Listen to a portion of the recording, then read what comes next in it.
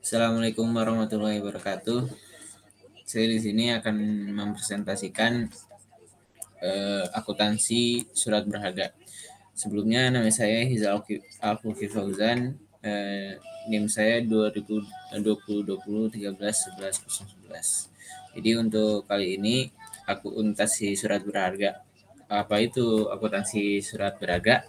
Jadi surat berharga itu merupakan dokumen yang memiliki nilai, dilindungi oleh hukum dan diakui oleh negara.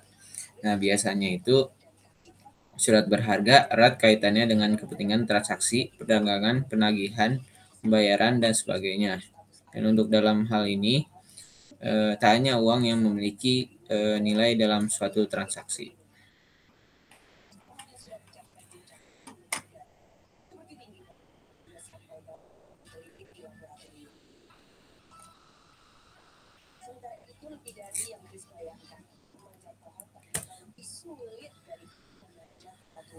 Jadi apa saja yang termasuk dalam surat berharga berdasarkan Undang-Undang Hukum Dagang atau yang disingkat dengan KUHD dalam buku 1 title 6 dan title 7 itu macam-macam surat berharga tersebut itu antara lain dari wesel, cek, kwitansi, dan surat sanggup. Dan untuk yang ada di luar KUHD atau Undang-Undang Hukum Dagang yaitu bilet giro, kartu kredit, travel check, obligasi, dan surat saham.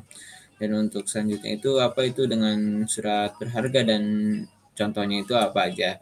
Dan surat berharga itu adalah surat yang memiliki nilai uang yang diakui dan dilindungi hukum untuk kepentingan transaksi perdagangan, pembayaran, penagihan, atau sejenis lainnya. Dan untuk contohnya itu ada dua, yaitu surat yang tercantum dalam KUHD dan surat dalam pasar modal. Dan untuk selanjutnya itu investasi saham. Dalam investasi saham itu pencatatan investasi jangka pendek didasarkan pada nilai perolehannya, yaitu harga pembelian ditambah biaya yang dikeluarkan sehubungan dengan pembelian. Dan sebagai contohnya itu untuk perusahaan membeli obligasi di PT Arjuna seharga 200 juta dan untuk jasa perantaranya itu senilai 2 juta. Nah, besarnya nilai investasi jangka pendek itu dihitung sebagai berikut. Untuk nilai nominal obligasi itu sebesar 200 juta dan untuk jasa perantaranya itu sebesar 2 juta. Jadi nilai investasi jangka pendek itu sebesar 202 juta. Dan untuk selanjutnya itu pada tanggal 1 Februari 2012 dibeli 1000 lembar saham preferen 20% dari PT Bina dengan nominal 10.000 per lembar, kurs 110. Provisi dan material dibayar sebesar 20.000 dan untuk dividen dibayar setiap akhir tahun. Untuk pada tanggal 10 Maret 2012 karena membutuhkan uang perusahaan menjual kembali sahamnya dengan kurs 112 dan biaya penjualan sebesar 20.000, hitung laba atau rugi penjualan saham. Jadi untuk perhitungannya itu HP saham itu harga kurs saham sama dengan 110 dibagi 100 dikali 100 per lembar dikali 10.000 yang menghasilkan 11 juta. Dan untuk provisi dan materai itu sebesar 20.000. Jadi untuk harga perolehannya itu sebesar 11 juta 20.000. Dan untuk besarnya dividen per 31 Desember 2012 sama dengan 20% 10 juta dikali 10 juta yang menghasilkan 2 juta. Dan untuk perhitungan penjualan saham itu harga kurs saham sama dengan 112 dibagi 100 dikali 10 juta yang menghasilkan 11 juta 200. Dan untuk biaya penjualan itu sebesar 20.000 dan untuk harga penjualan itu sebesar 11 juta 180.000. Jadi laba rugi penjualannya itu 11 juta 180 dikurangi 11 juta 20.000 yang menghasilkan 160.000. Jadi untuk keterangannya itu untuk saham preferen di debit itu sebesar 11.020.000 dan untuk di kredit itu kas sebesar 11.020.000. Jadi untuk keterangan itu pembelian saham preferen. Jadi untuk yang nomor 2 itu kas di debit sebesar 2 juta dan untuk di kredit itu penghasilan dividen itu sebesar 2 juta. Ya, dan selanjutnya itu kas sebesar 11.180.000 dan untuk di kredit itu saham preferen sebesar 11.020.000 dan laba penjualan saham di kredit sebesar 160.000. Nah, yang selanjutnya itu investasi bentuk obligasi. Jadi pada tanggal 1 Agustus 2014 membeli 100 lembar obligasi PT Anda dengan normal sebesar 100.000 per lembar, kurs 101. Jadi bunga obligasinya 20% setahun yang dibayar setiap 1 Mei dan 1 November. Provisi dan materai yang diperhitungkan itu sebesar 20.000 dan untuk selanjutnya itu obligasi itu akan dijual dengan kurs 105 dan biaya penjualan 2.000 per tanggal 1 Desember 2014. Jadi untuk perhitungan harga perolehan obligasinya itu harga kurs itu sama dengan 101 per 100 dikali 100 per lembar dikali 100.000 yang menghasilkan 10.100.000 dan untuk biaya provisi dan materai itu sebesar 20.000 dan untuk harga perolehannya itu sebesar 10.120.000 dan untuk selanjutnya itu bunga berjalan pada tanggal 1 Mei sampai dengan 1 Agustus sama dengan 3 per 12 dikali 20% dikali 10 juta yang menghasilkan 500.000 dan untuk bunga yang diperoleh sejak 1 Mei sampai dengan 1 November itu sama dengan 6 per 12 dikali 20% dikali dengan 10 juta yang menghasilkan 1 juta. Jadi yang selanjutnya itu perhitungan hasil penjualan itu harga kurs sama dengan 105 per 100 dikali 10 juta yang menghasilkan 10.500.000 dan untuk biaya penjualan itu sebesar 20.000 yang menghasilkan harga penjualannya itu sebesar 10.480.000. Yang selanjutnya itu rugi penjualannya itu 10.620 dikurangi 10.480 yang sama dengan 140.000. Ya, yang selanjutnya itu bunga berjalan 1 November sama dengan 31 Desember itu 1 per 6 dikali 1 juta yang menghasilkan 166 666. Dan untuk selanjutnya itu akuntansi pajak. Pada akuntansi pajak, prinsip yang berlaku dalam akuntansi komersial yang diikuti juga dalam akuntansi pajak. Memang undang-undang pajak itu tidak diatur secara sendiri, tapi secara rinci yang berkaitan dengan investasi jangka pendek dan jangka panjang. Dan untuk investasi jangka pendek dapat berbentuk surat berharga atau yang disebut sekuritas. Nah, untuk sekuritas ini mudah untuk diperjualbelikan. Pada perusahaan umumnya itu membeli sekuritas ini bukan semata-mata bertujuan untuk mencari keuntungan, tapi dari fluktuasi harga dan pada tujuan untuk memanfaatkan dana yang tidak digunakan. Atas pembelian surat-surat berharga di pasar modal biasanya akan diperoleh keuntungan berupa bagian laba atau dividen dari sekuritas saham.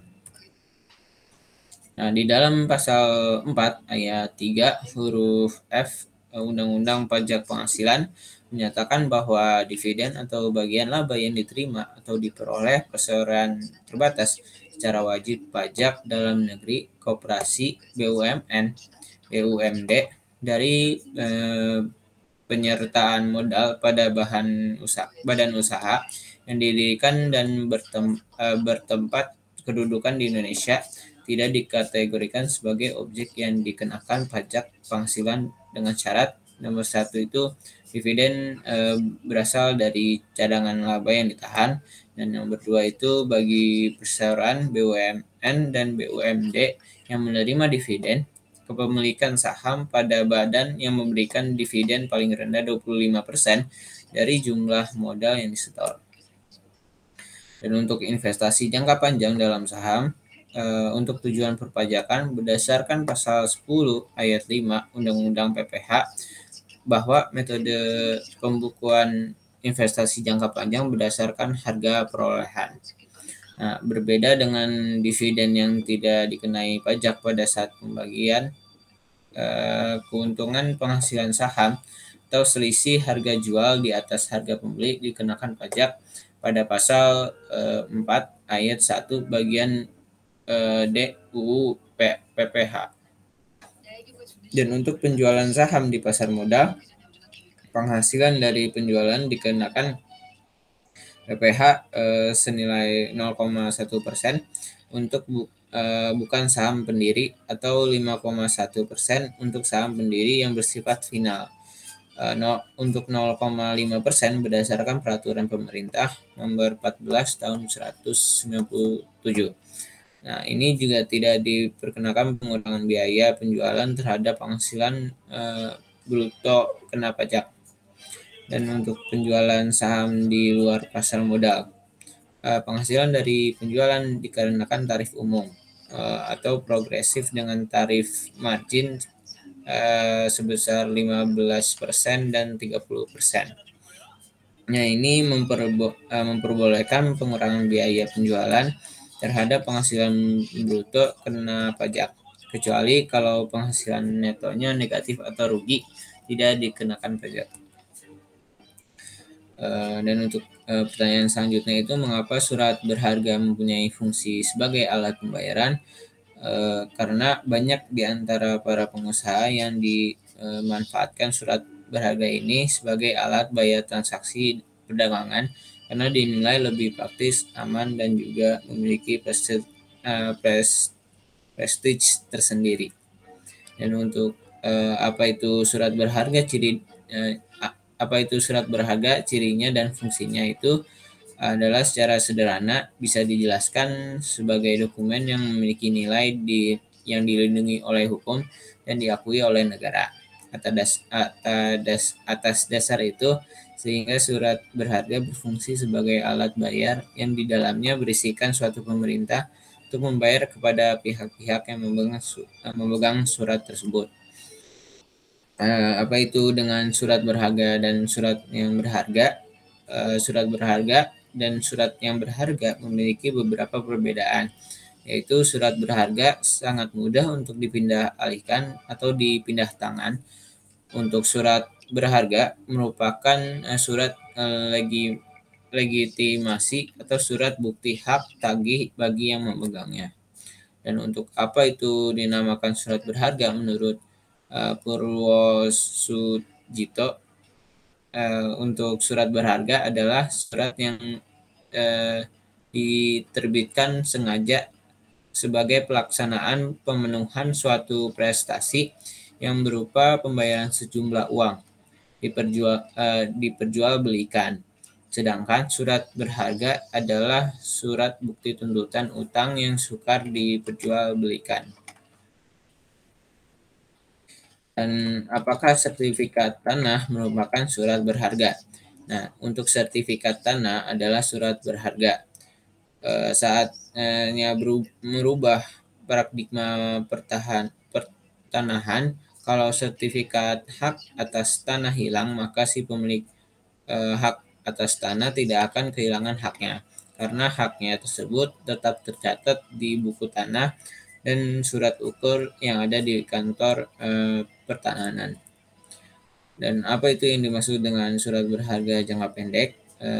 Untuk surat berharga jangka pendek, kas, dan surat berharga jangka pendek atau marketable securities adalah aset paling liquid yang dimiliki oleh suatu perusahaan. Dan untuk surat berharga jangka pendek terdiri dari investasi jangka pendek yang dilakukan oleh perusahaan untuk memanfaatkan kelebihan semata sejumlah kas atau temporary idle cash.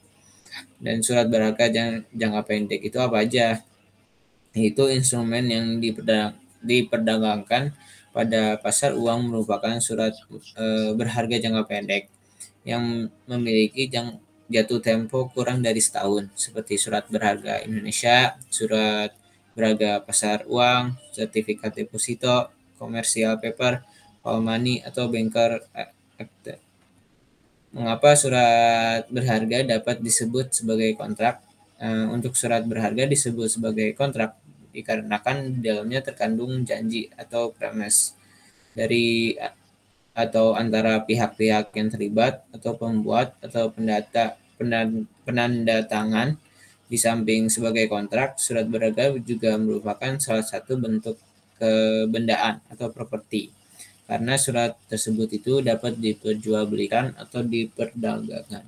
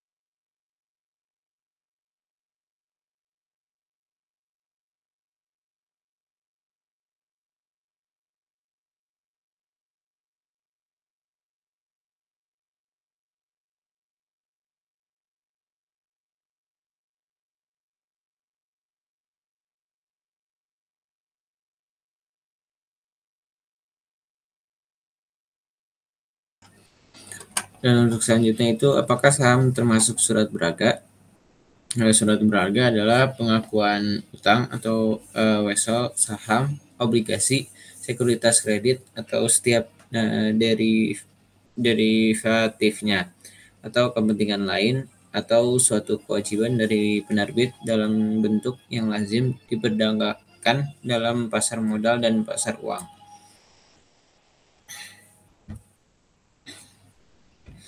Dan untuk 3 dasar hukum surat utang negara itu adalah atau yang disingkat SUN adalah surat berharga yang berupa surat pengakuan utang dalam mata uang rupiah maupun valuta asing yang dijamin pembayaran bunga dan pokoknya oleh negara Republik Indonesia sesuai dengan masa berlakunya. Dan untuk surat berharga yang dapat diperjualbelikan itu surat harga berharga itu mudah diperjualbelikan karena surat berharga tersebut membuat klausul yang memungkinkan dapat dengan mudah untuk dipilihkan kepada orang lain. Surat tersebut itu harus berklausul atas pengganti, an order to order, atau atas pembawa, tender to bearer. Dan apa yang dimaksud dengan ikatan dasar dalam penerbitan surat berharga? Dalam perikatan dasar itu salah satu pihak mewajibkan kewajiban membayar untuk kemudian diterbitkan surat berharga yang jadi pembayaran dengan surat berharga karena terjadi kesepakatan pembayaran dengan cara tersebut ketika membuat perikatan.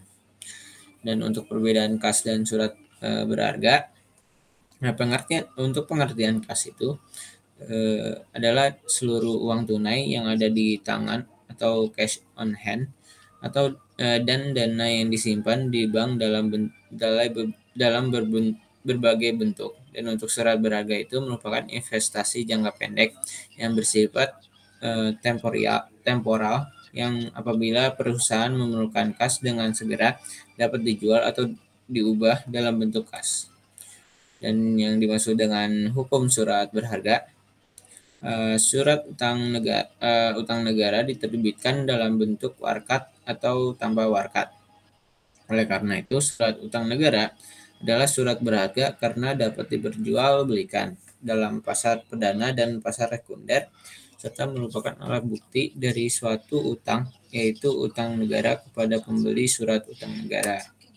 Dan untuk kredit dapat disebut sebagai surat berharga karena kartu kredit itu merupakan salah satu instrumen baru di dunia perdagangan yang memiliki nilai uang, sehingga dapat dipakai sebagai alat dalam bertransaksi. Namun untuk kartu kredit belum dapat disebut sebagai surat berharga karena tidak dapat dipindah tangankan. Dan untuk surat berharga itu sebagai bukti menanam modal itu disebut apa?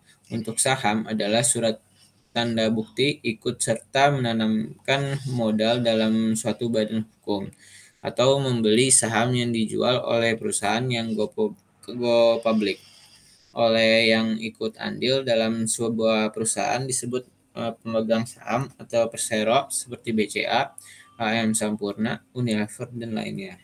Dan untuk surat berharga apakah dikenakan pajak? Jawabannya itu adalah tidak. Untuk mengingatkan, saham kan juga surat berharga. Untuk sahamnya sendiri itu tidak dikenai pajak, tapi bunganya atau pendapatan atas simpanan tersebut yang dikenai pajak. Dan untuk surat berharga itu mengapa sangat penting dalam dunia bisnis? Karena surat berharga itu digunakan sebagai alat pembayaran pada suatu transaksi perdagangan oleh pihak tertentu. Untuk dapat mengetahui suatu surat berharga tersebut memiliki nilai atau harga yang dapat digunakan untuk bertransaksi. Nah, tentunya itu harus memenuhi beberapa syarat dan ciri-ciri untuk menunjukkan nilai atau harga. Dan untuk suatu perusahaan itu menerbitkan surat berharga. Kenapa? Karena apabila suatu usaha telah sedemikian besarnya dan memiliki peringkat kredit yang tinggi, maka penggunaan surat berharga komersial ini sebagai sumber pembiayaan akan lebih mudah daripada menggunakan sumber pembiayaan dari pinjaman bank, sehingga surat berharga ini dapat dianggap alternatif sumber pembiayaan selain bank.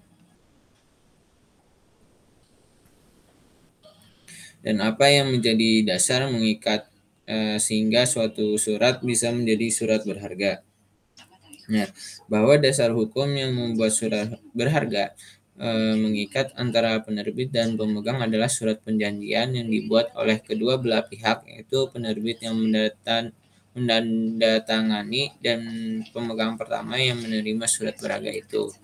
Dan untuk surat berharga apa saja, yaitu surat berharga negara adalah surat berharga yang berupa surat pengakuan hutang dalam mata uang rupiah maupun valuta asing yang dijamin pembayaran bunga dan pokoknya oleh negara Republik Indonesia sesuai dengan masa berlakunya.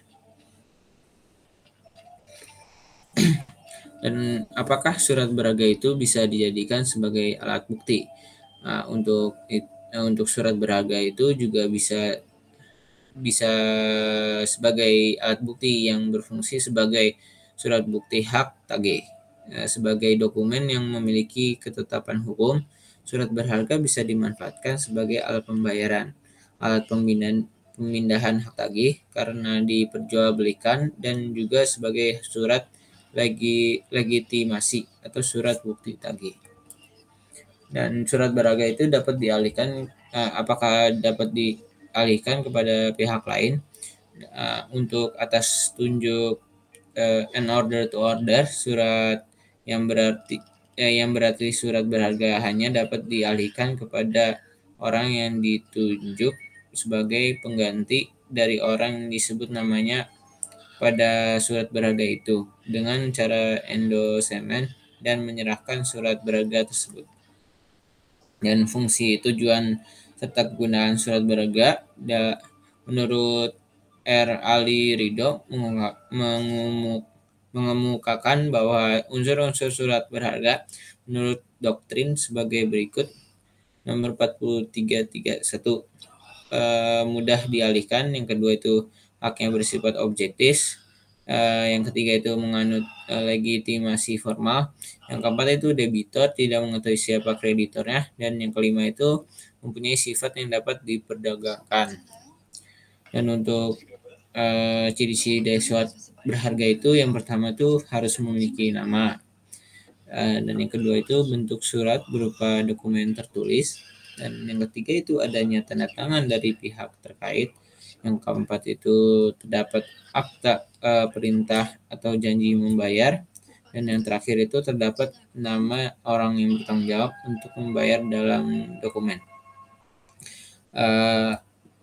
Dan apakah itu surat berharga bisa dijual? Nah, ini juga dikarenakan SBR tidak dapat dijual kembali di pasar sekunder, namun kamu dapat mengajukan pencairan sebelum jatuh tempo atau early redemption sebesar maksimal 50% dari total kepemilikan SBR kamu. Nah, tenor atau jatuh tempo dari SBR adalah 2 tahun. Kamu juga dapat bermulai investasi SBR mulai dari 1 sampai 3 miliar. Dan untuk siapa yang dapat menerbitkan surat berharga komersial dan tujuannya. Nah, untuk pihak yang dapat menerbitkan SBK merupakan korporasi non-bank berbentuk perseroan terbatas. Nah, apabila perseroan mencatat saham di Bursa Efek Indonesia, perseroan setidaknya pernah menerbitkan obligasi dan atau sukuk dalam 5 tahun terakhir sebagai dengan tanggal pengajuan penerbitan SBK.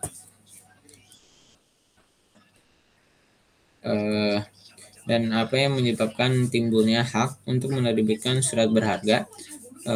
Untuk menyebabnya itu adalah timbulnya kewajiban membayar dengan menerbitkan surat berharga karena adanya perjanjian lebih dahulu antar pihak. Nah, untuk perjanjian mana yang menerbitkan kewajiban untuk membayar sejumlah uang, jadi penerbitan surat berharga bukan perbuatan yang berdiri sendiri lepas dari perikatan dasarnya. Dan surat berharga dapat dialihkan jika bisa. Bagaimana caranya? Dan atas tunjuk an order to order, yang berarti surat berharga hanya dapat dialihkan kepada orang yang ditunjuk sebagai pengganti dari orang yang disebut namanya pada surat berharga itu dengan cara endorsement. Dan apakah surat berharga itu bisa dijadikan sebagai alat bukti? Nah, itu bisa karena bisa berfungsi sebagai surat hak tagih sebagai dokumen yang memiliki ketepat hukum. Surat berharga bisa dimanfaatkan sebagai alat pembayaran. Jadi untuk selanjutnya itu surat berharga yang diterbitkan. Jadi untuk surat berharga yang diterbitkan itu merupakan surat berharga yang diterbitkan oleh bank untuk kemudian dijual kepada pihak lain melalui pasar uang antar bank. Surat berharga ini disebut sebagai surat berharga pasar uang atau yang disingkat sebagai SBPU.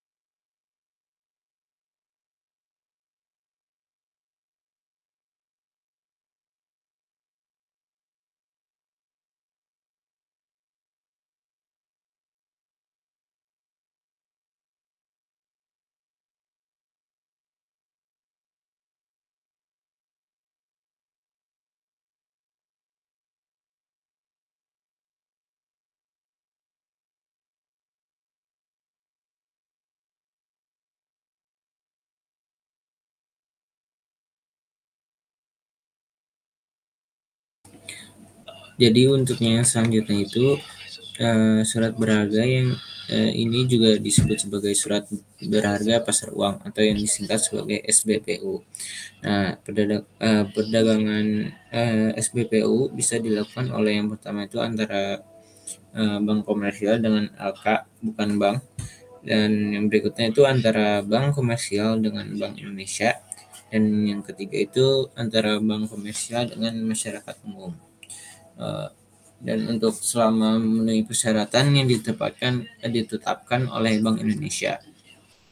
Nah, jenis antara lain itu ada dua. Yang pertama itu SPBU atau surat berharga pasar uang, dan yang kedua itu obligasi. Jadi SBPU ini bertujuan untuk meningkatkan likuiditas bank dengan memperoleh dana dari pihak ketiga dengan bunga ringan.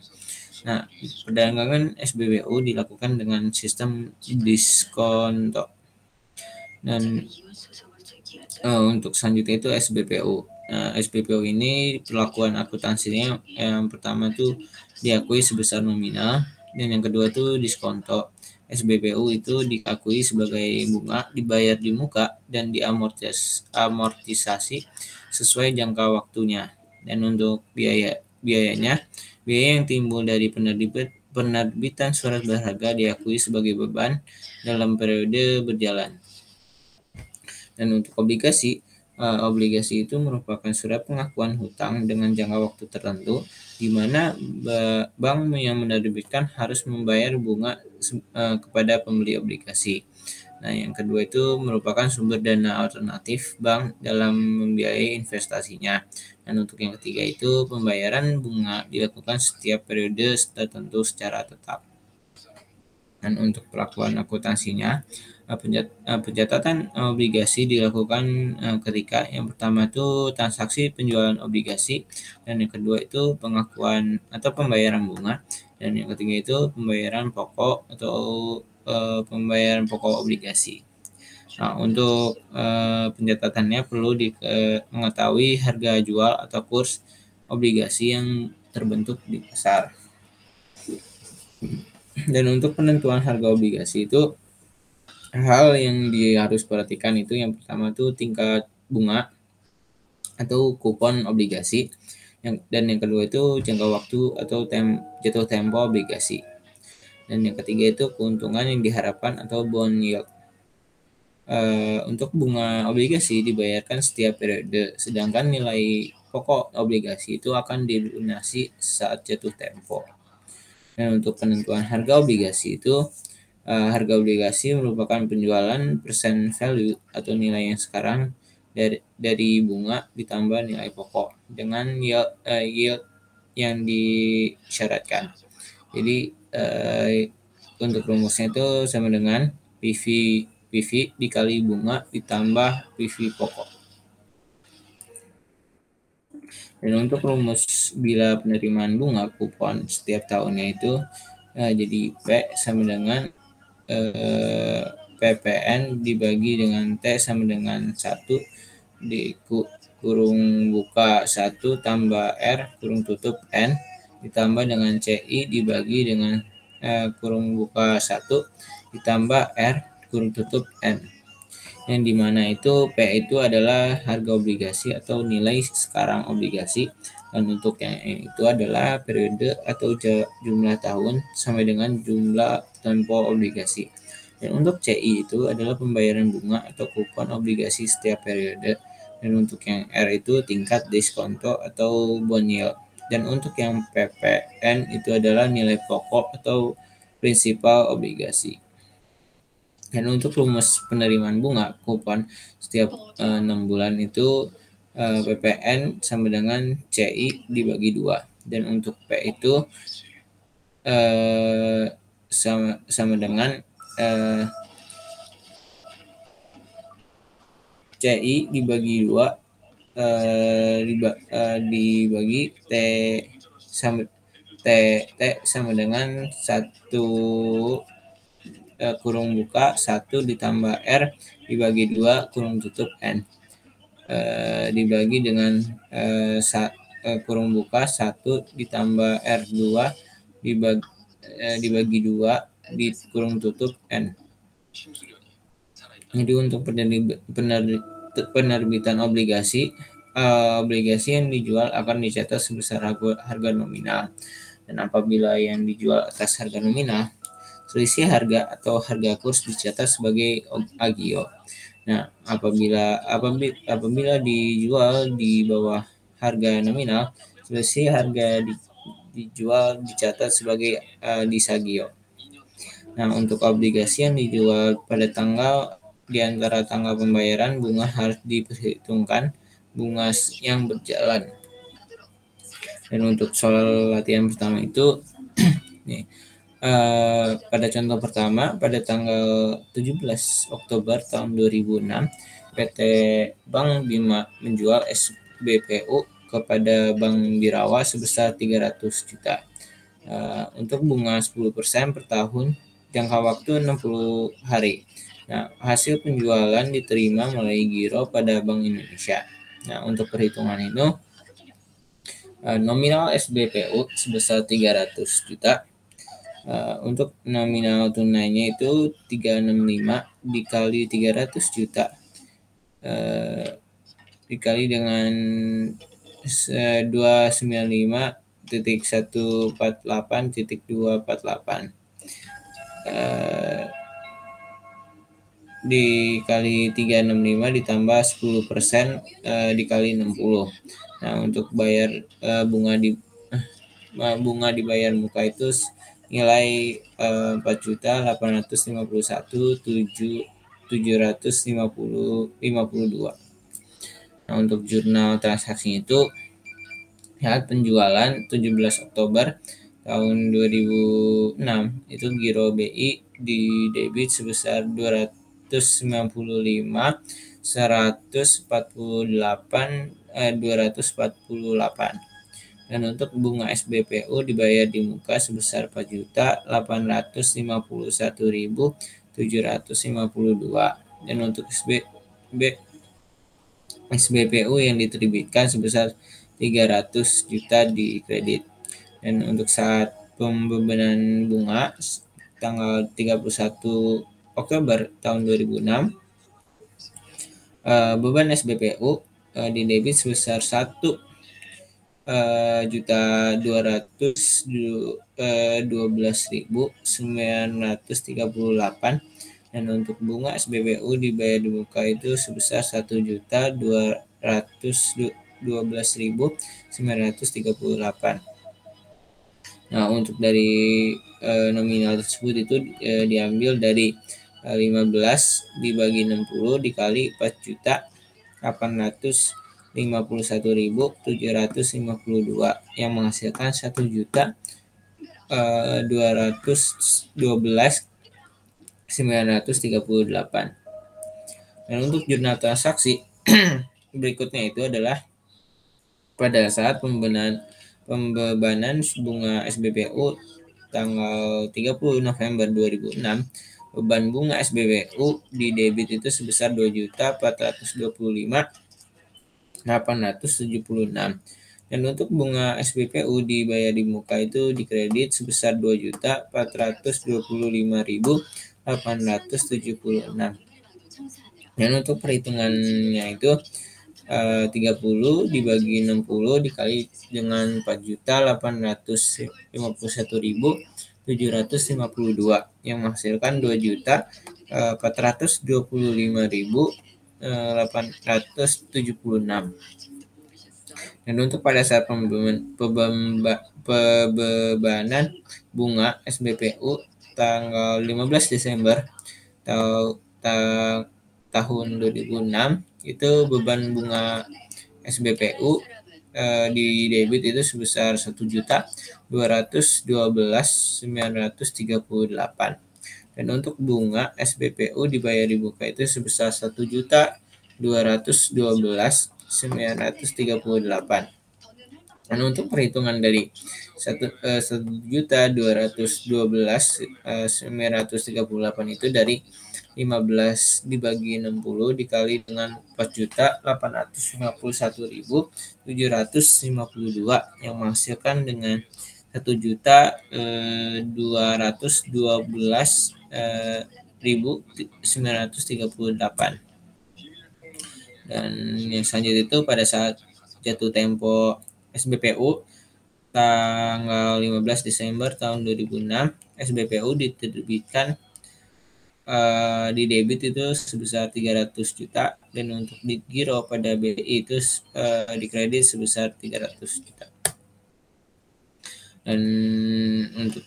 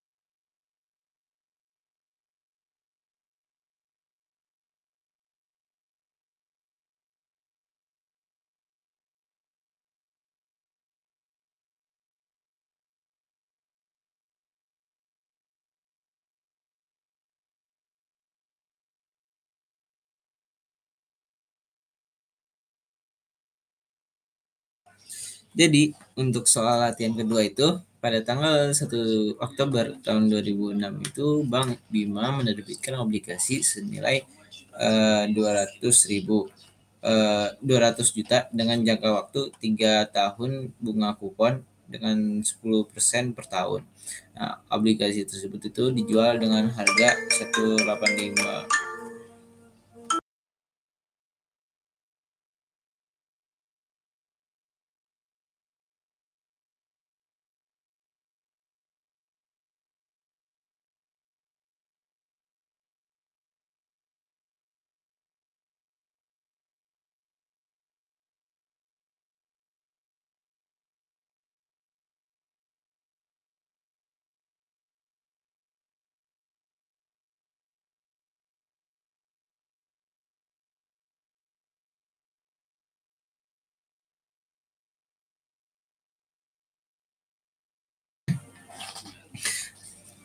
Jadi untuk obligasi tersebut itu dijual dengan harga 185 juta.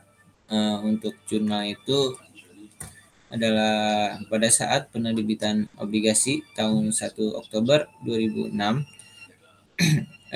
kas atau giro Telkom sebesar 185 juta eh, di debit, dan untuk di Sagio obligasi itu sebesar 15 juta di debit, dan untuk obligasi itu sebesar 200 juta di debit, di kredit. Dan untuk pada saat amortisasi di Sagio obligasi pada tanggal 31 Desember tahun 2006, beban di Sagio obligasi sebesar 416.667 di debit, dan di Sagio obligasi itu di kredit sebesar 416.667. Untuk perhitungannya itu dari 1 per 36 dikali dengan 15%, 15 juta. Dan untuk selanjutnya itu pada saat pembebanan bunga obligasi pada tanggal 31 Oktober tahun 2006, itu beban bunga obligasi sebesar 2,5 juta di debit, dan untuk bunga obligasi YMH dibayar sebesar 2.500.000 di kredit. Dan untuk perhitungannya itu 1 per 12 dikali 15% dikali dengan 200 juta. Dan untuk pada saat pembebanan bunga obligasi pada tanggal 31 Oktober tahun 2006, bunga obligasi YMH dibayar di debit itu senilai 22.500.000, dan untuk kas atau giro di Telkom kredit itu sebesar 22.500.000. Dan untuk perhitungan itu dari 9 dibagi 12 dikali 15% dikali dengan 200 juta. Dan untuk obligasi yang diterbitkan itu sebesar 200 juta di debit, dan untuk kas atau giro Telkom sebesar di kredit sebesar 200 juta. Jadi untuk kesimpulannya itu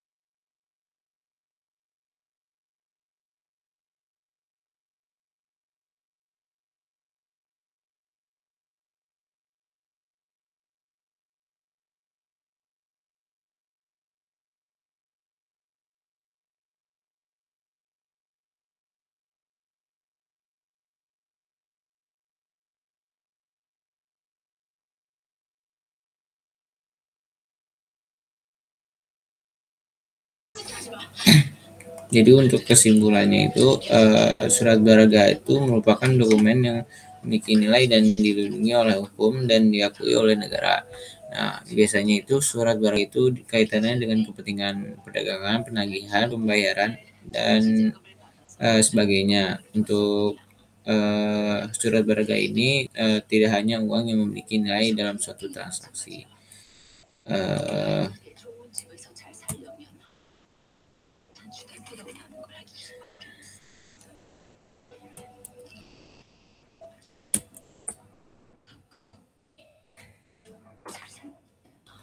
kali.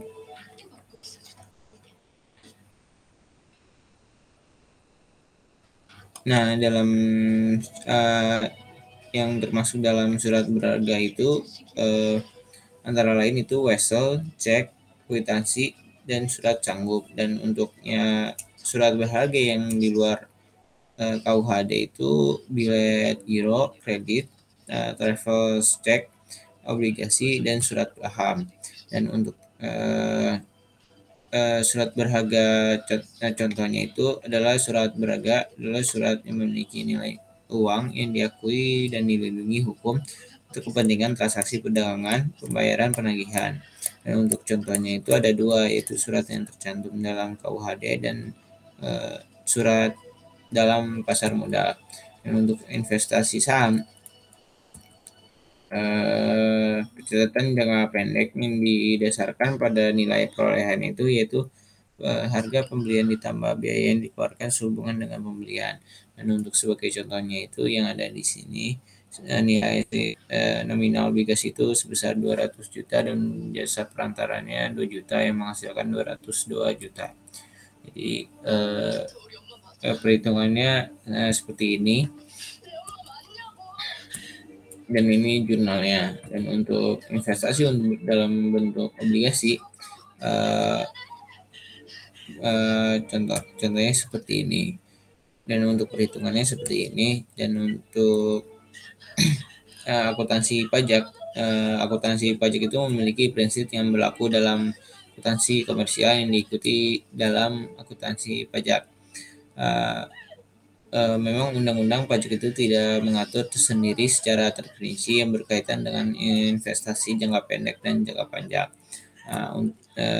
Untuk investasi jangka pendek dapat berbentuk surat berharga atau yang disebut sebagai sekuritas.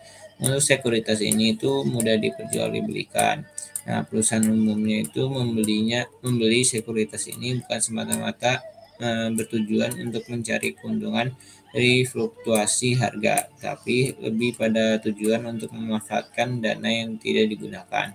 Nah, atas pembelian surat-surat berharga di pasar modal biasanya akan diperoleh keuntungan berupa bagian atau dividen dari sekuritas saham. Nah, berdasarkan pada pasal 4 ayat 3 itu huruf F Undang-Undang Pajak Penghasilan menyatakan bahwa dividen atau bagian laba yang diterima atau yang diperoleh perseroan terbatas sebagai wajib pajak dalam negeri, koperasi, BUMN, BUMD dari penyertaan modal pada badan usaha yang didirikan dan bertempat kedudukan di Indonesia tidak dikategorikan sebagai objek untuk dikenakan pajak penghasilan dengan syarat. Yang pertama itu dividen yang berasal dari cadangan laba yang ditahan, dan untuk yang kedua itu bagian perseroan BUMN dan BUMD untuk menerima dividen kepemilikan saham pada badan yang memberikan dividen paling rendah 25% dari jumlah modal yang disetor.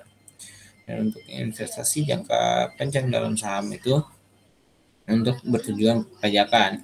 Nah, untuk berdasarkan pasal 10 ayat 5 Undang-Undang PPH bahwa metode pembukaan investasi jangka panjang itu berdasarkan harga perolehan. Nah, berbeda dengan dividen yang tidak dikenai pajak pada saat pembagian, keuntungan pengalihan saham atau selisih harga jual di atas pembeli dikenakan pajak. Nah, untuk penjualan saham di pasar modal itu penghasilan dari penjualan dikenakan PPH senilai 0,1% untuk bukan saham pendiri atau 5,1% untuk saham pendiri yang dan bersifat final. Itu juga tidak dikenakan pengurangan biaya penjualan terhadap penghasilan bruto kena pajak. Untuk penjualan saham di luar pasar modal, penghasilan dari penjualan dikenakan tarif umum atau progresif dengan tarif margin senilai 15% dan 30%. Nah, itu juga membolehkan pengurangan biaya penjualan terhadap penghasilan bruto kan kena pajak, kecuali kalau penghasilan itu neto atau negatif, itu tidak dikenakan pajak. Dan mengapa surat berharga mempunyai fungsi sebagai alat pembayaran? Itu dikarenakan banyak para pengusaha itu memanfaatkan surat berharga ini sebagai alat biaya transaksi perdagangan karena dinilai lebih praktis, aman, dan juga memiliki prestige tersendiri. Dan untuk surat berharga itu secara sederhana itu bisa dijelaskan sebagai dokumen yang memiliki nilai dilindungi oleh hukum dan diakui negara. Nah, oleh karena itu sehingga surat berharga itu berfungsi sebagai alat bayar yang di dalamnya berisikan surat perintah untuk membayar kepada pihak-pihak yang memegang surat tersebut. Dan untuk surat berharga dan surat yang berharga itu memiliki beberapa perbedaan, yaitu tuh surat berharga yang sangat mudah untuk dipindah alihkan atau dipindah tangankan. Dan untuk surat yang berharga itu merupakan surat legitimasi atau surat bukti hak tagih bagi yang pemenangnya. Dan untuk menurut Purwo Sujito itu surat berharga adalah surat yang oleh penerbitnya sengaja diterbitkan sebagai pelaksanaan pemenuhan suatu prestasi yang berupa pembayaran sejumlah uang. Nah, diperjualbelikan, sedangkan surat yang berharga adalah surat bukti tuntutan utang yang sukar diperjualbelikan. Dan untuk sertifikat tanah itu adalah merupakan surat berharga juga. Nah, untuk saat merubah paradigma pertanahan, kalau sertifikat hak atas tanah yang hilang, maka si pemilik hak atas tanah itu tidak akan kehilangan haknya, karena haknya itu tersebut tetap tercatat di buku tanah dan surat ukur yang ada di kantor pertanahan. Dan untuk kas dan surat berharga jangka pendek atau marketable securities adalah aset paling liquid yang dimiliki oleh suatu perusahaan. Surat berharga jangka pendek terdiri dari investasi jangka pendek yang dilakukan oleh perusahaan untuk memanfaatkan kelebihan sementara sejumlah kas atau temporary idle cash. Nah, untuk instrumen yang diperdagangkan pada pasar uang merupakan surat berharga jangka pendek yang memiliki jatuh tempo kurang dari setahun. Nah, seperti surat berharga Indonesia, surat berharga pasar uang, sertifikat deposito, commercial paper, money, atau banker acceptance. Dan untuk surat berharga itu disebut sebagai kontrak karena di dalamnya itu terkandung janji atau promise antara pihak-pihak yang terlibat. Di samping sebagai kontrak, surat berharga juga merupakan salah satu bentuk kebendaan atau properti, karena surat tersebut itu dapat diperjualbelikan atau didagangkan. Dan untuk surat berharga adalah surat pengakuan utang, wesel, saham, obligasi, sekuritas kredit, atau setiap derivatifnya. Dan untuk kepentingan lain atau juga sebagai kewajiban dari penerbit dalam bentuk yang lazim diperdagangkan dalam pasar modal dan pasar uang. Dan untuk surat utang negara adalah surat berharga yang berupa surat pengakuan utang dalam mata uang rupiah maupun valuta asing yang dijamin sebagai pembayaran bunga dan pokoknya oleh negara Republik Indonesia sesuai dengan masa berlakunya. Nah, untuk surat berharga itu mudah diperjualbelikan karena surat tersebut itu membuat klausul yang memungkinkan dapat dengan mudah untuk dialihkan kepada orang lain. Nah, untuk surat tersebut itu harus berklausul atas pengganti atau atas pembawa. Dalam perikatan dasar, salah satu pihak mempunyai kewajiban membayar untuk kemudian diterbitkan surat berharga. terjadi pembayaran dengan surat berharga karena terjadi kesepakatan pembayaran dengan cara tersebut ketika membuat perikatan. Dan untuk perbedaannya itu pengertian dari kas itu adalah seluruh uang tunai yang ada di tangan atau cash on hand dan dana disimpan di bank dalam berbagai bentuk. Untuk surat berharga itu merupakan investasi jangka pendek yang berusaha temporal, yang apabila perusahaan memerlukan kas atau dengan segera dapat dijual atau diubah dalam bentuk kas. Dan untuk surat utang negara diterbitkan dalam bentuk warkat atau tanpa warkat. Oleh karena itu, surat utang negara itu dapat diperjualbelikan dalam pasar perdana atau pasar sekunder, serta merupakan alat bukti atau suatu utang yang utang negara kepada pembeli surat utang negara.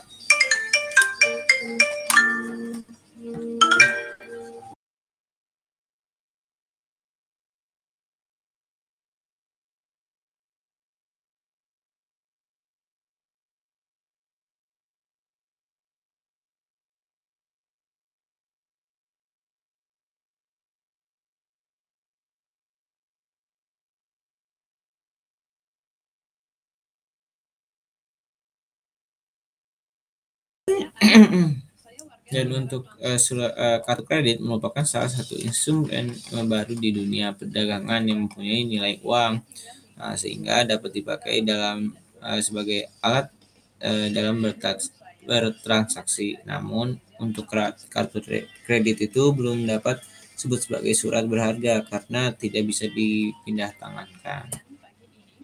Dan untuk saham adalah surat tanda bukti ikut serta menanamkan modal dalam suatu badan hukum atau pembeli saham yang dijual oleh perusahaan yang go public.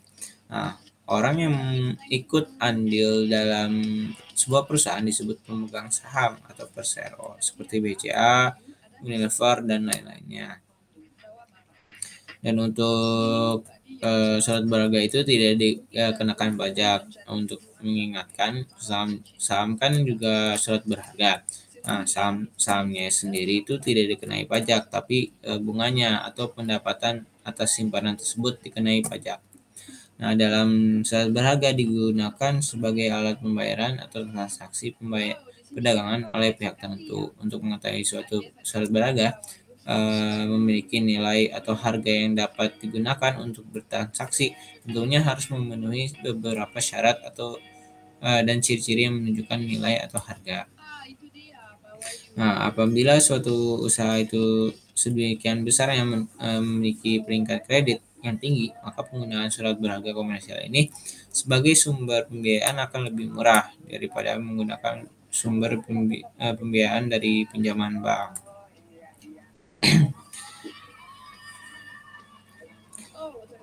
Dan untuk surat berharga mengikat antara penerbit pemegang adalah surat perjanjian dibuat oleh kedua belah pihak, yaitu penerbit menandatangani dan pemegang pertama yang menerima surat berharga itu. Nah, untuk surat berharga negara itu adalah surat berharga yang berupa surat pengakuan utang dalam mata uang rupiah maupun valuta asing yang dijamin pembayaran bunga dan pokoknya oleh negara Republik Indonesia sesuai dengan masa berlakunya. Dan untuk surat berharga itu berfungsi sebagai surat bukti hak tagih. Nah, sebagai dokumen yang memiliki ketetapan hukum, surat berharga juga bisa dimanfaatkan sebagai alat pembayaran.